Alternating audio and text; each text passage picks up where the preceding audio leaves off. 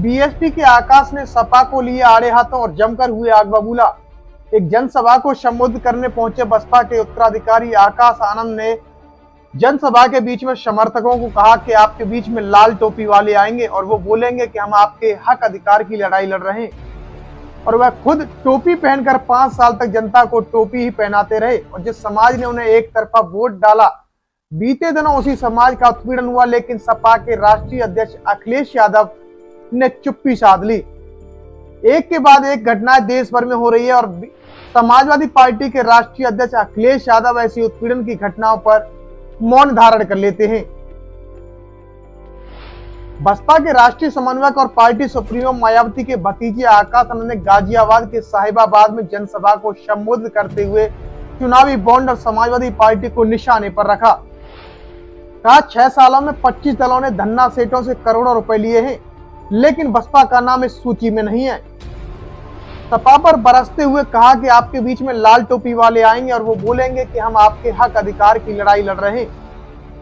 एक बार उन्हें मौका देकर देख लीजिए।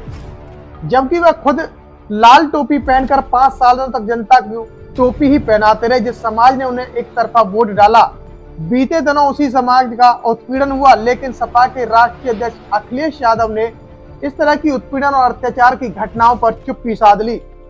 हाल ही में रामपुर में हुए डॉक्टर अंबेडकर के बोर्ड पर दलित सोमेश की हत्या पर राष्ट्रीय अध्यक्ष समाजवादी पार्टी के जो अखिलेश यादव हैं, उन्होंने चुप्पी साध ली और उफ तक नहीं निकली। जबकि वह बोलते हैं कि हम दलितों के हक अधिकार की लड़ाई लड़ रहे हैं। इस तरह की अत्याचार की घटनाओं पर आखिर वह मौन धारण क्यों कर लेते हैं? इससे साफ स्पष्ट होता है कि चुनावी माहौल में केवल वोट के लिए ही राष्ट्रीय अध्यक्ष समाजवादी पार्टी के अखिलेश यादव वोट के लिए दलितों को हथियार बनाकर यूज कर रहे हैं। बीएसपी के आकाश ने कहा कि पिछले 6 सालों में इलेक्टोरल बॉन्ड के द्वारा 25 राजनीतिक दलों को 16,500 करोड़ रुपए मिले। इनमें बीएसपी का नाम तक नहीं है। आप अंदाजा लगा लीजिएगा कि बहुजन समाज पार्टी गरीबों द्वारा सींची हुई पार्टी है। इलेक्टोरल बॉन्ड में कहीं से भी किसी तरह का कोई भी चंदा नहीं लिया। आकाश आनंद ने कहा कि विपक्षी पार्टियों ने हमारे लोगों को भ्रमित करने की कोशिश की। वह बोलते हैं कि हाथी पिछले कुछ सालों से आगे नहीं बढ़ रहा है, जबकि वह किताबों के बोझ से दबा रहे हैं। यह सरासर झूठ है। बीएसपी ने आज तक एक भी पैसा किसी पूंजीवादी और कंपनी से नहीं लिया।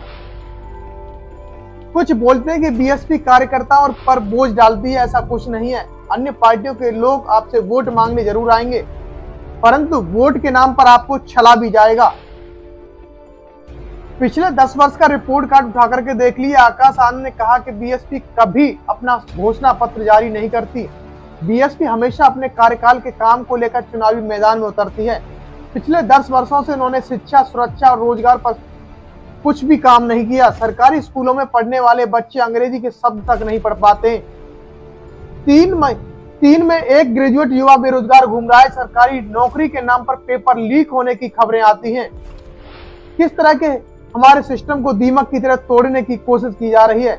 जब वह पढ़ेंगे नहीं तो अपने पैरों पर खड़े कैसे हो पाएंगे? इस खबर को देखने के बाद क्या है आपकी राय? नीचे दिए कमेंट बॉक्स में दीजिए अपनी राय।